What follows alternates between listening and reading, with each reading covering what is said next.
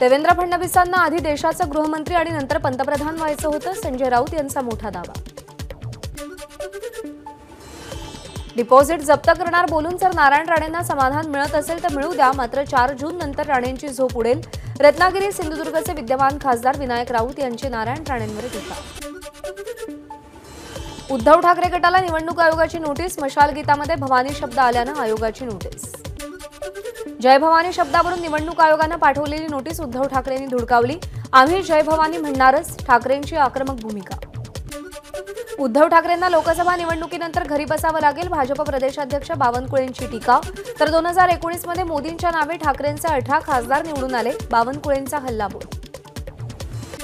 उद्धव ठाकरेंनी स्वतः मुख्यमंत्री आणि मुलाला मंत्री करण्यासाठीच पक्षाची वाईट अवस्था केली, मंत्री उदय सामंत यांची उद्धव ठाकरेंवर टीका।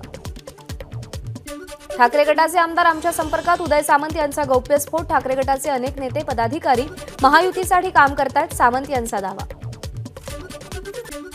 यवतमाळ वाशिममध्ये विद्यमान खासदार भावना गवळींची नाराजी दूर केली, मंत्री उदय सामंत यांची माहिती। तर भावना गवळी राजश्री पाटलांना निवडून आणण्यासाठी काम करतील, सामंत यांची प्रतिक्रिया। रत्नागिरी सिंधुदुर्ग जागा शिवसेनेला मिळावी हा आमचा आग्रह होता, मंत्री उदय सामंत यांची प्रतिक्रिया। तर युती धर्म पाळण्यासाठी आम्ही माघार घेतली, सामंत यांची माहिती। नंदकिशोर चतुर्वेदींची 200 एकर जमीन जप्त, ठाकरे कुटुंबाचा भागीदार चतुर्वेदीवर आयकर विभागाची कारवाई। चतुर्वेदीच्या कंपनीनं श्रीधर पाटणकरांच्या संस्थेला कर्ज दिलं होतं।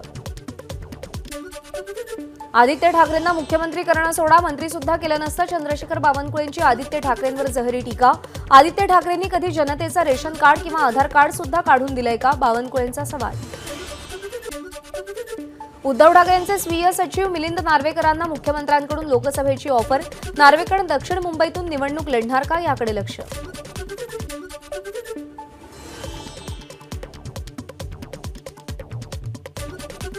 दक्षिण मुंबईच्या जागेचा तिढा येत्या 2 दिवसात सुटण्याची शक्यता, इच्छुक उमेदवार मंगलप्रभात लोढा आणि राहुल नार्वेकरांना काम सुरू ठेवण्याच्या सूचना।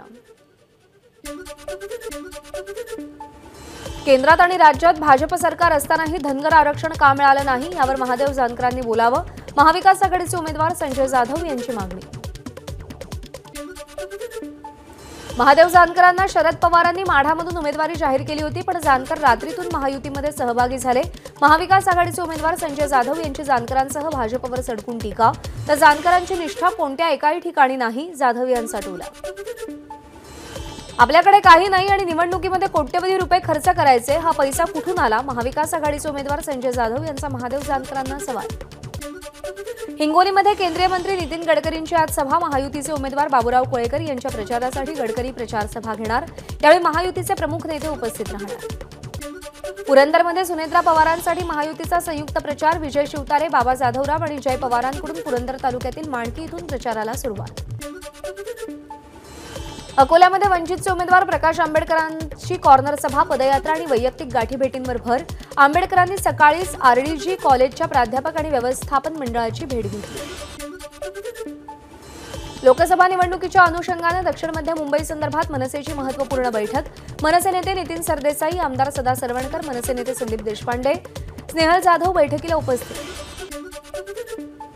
बारामती लोकसभेसाठी उपमुख्यमंत्री अजित पवार ऍक्टिव्ह मोडवर, खडकवासला मतदारसंघातील रहिवासी सोसायटीच्या 400 संचालक आणि सदस्यांसोबत बैठक। जळगावच्या जामनेर मतदारसंघामध्ये कार्यकर्ता मेळाव्यासाठी शरद पवार जळगाव विमानतळावर, याच विमानतळावर जेपी नड्डा यांचं आगमन होणार, स्वागतासाठी पालकमंत्री गुलाबराव पाटील यांची उपस्थिती।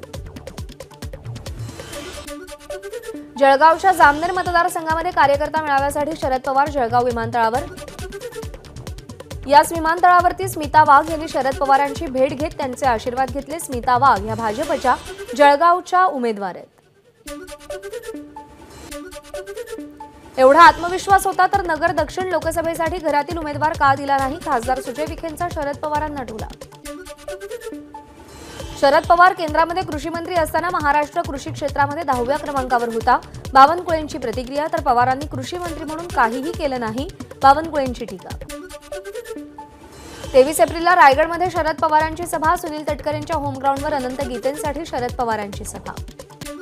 संभाजीनगर लोकसभेसाठी महायुतीचे उमेदवार संदीपान भुमरेंचं आमच्यासमोर आव्हान नसेल, विरोधी पक्षनेते अंबादास दानवेंची प्रतिक्रिया। तर आमची खरी लढत एमआयएम सोबत, दानवेंची माहिती। छत्रपती संभाजीनगरमधील ठाकरे गटाच्या मध्यवर्ती प्रचार कार्यालयात पहिल्यांदाच मुस्लिम महिलांची हजेरी. चंद्रकांत खैरेंच्या प्रचाराच्या बैठकीसाठी मुस्लिम महिला उपस्थित. अमरावती लोकसभा मतदारसंघात प्रहारचे उमेदवार दिनेश बुब यांच्यासाठी आम्ही 40 सभा घेतल्या, अजून 60 सभा घेणार. बच्चू कडूंची माहिती. तर आम्हाला मुंबईवरून कोणालाही बोलवायची गरज नाही. बच्चू कडूंची प्रतिक्रिया. बुलढाण्याच्या संग्रामपूर तालुक्यात भाजप अध्यक्ष जे.पी. नड्डा यांची सभा. महायुतीचे उमेदवार प्रतापराव जाधव यांच्या प्रचारार्थ सभेचं आयोजन. भाजपचे राष्ट्रीय अध्यक्ष जे.पी. नड्डा यांचं जळगाव विमानतळावर पालकमंत्री गुलाबराव पाटील यांच्याकडून स्वागत. यावेळी आमदार सुरेश भोळे, उमेदवार स्मिता वाघ यांच्यासह भाजपच्या प्रमुख पदाधिकाऱ्यांची उपस्थिती. धाराशिवसाठी मंजूर असलेलं मेडिकल कॉलेज नेरूळला हलवलं. ठाकरे गटाचे खासदार ओमराजे निंबाळकरांचा आरोप. तर पुरावे द्या, मी राजकारण सोडेन. आमदार राणा जगजितसिंग पाटील यांचं प्रत्युत्तर. 100 वर्षांपूर्वी राजर्षी शाहू महाराजांनी विकासाचं काम केलं. तुम्ही त्यांच्या कामाचं श्रेय घेऊ नका. तुमच्याबद्दल जनतेला सांगा. कोल्हापूरमध्ये संजय मंडलिक यांचा सतेज पाटील यांच्यावर हल्लाबोल. छत्रपती संभाजीनगरमध्ये गद्दार विरुद्ध प्रामाणिक अशी लढत होणार. लोक गद्दारांना धडा शिकवणार. ठाकरे गटाचे चंद्रकांत खैरेंचा शिंदेंच्या शिवसेनेचे उमेदवार संदीपान भुमरे यांच्यावर हल्लाबोल.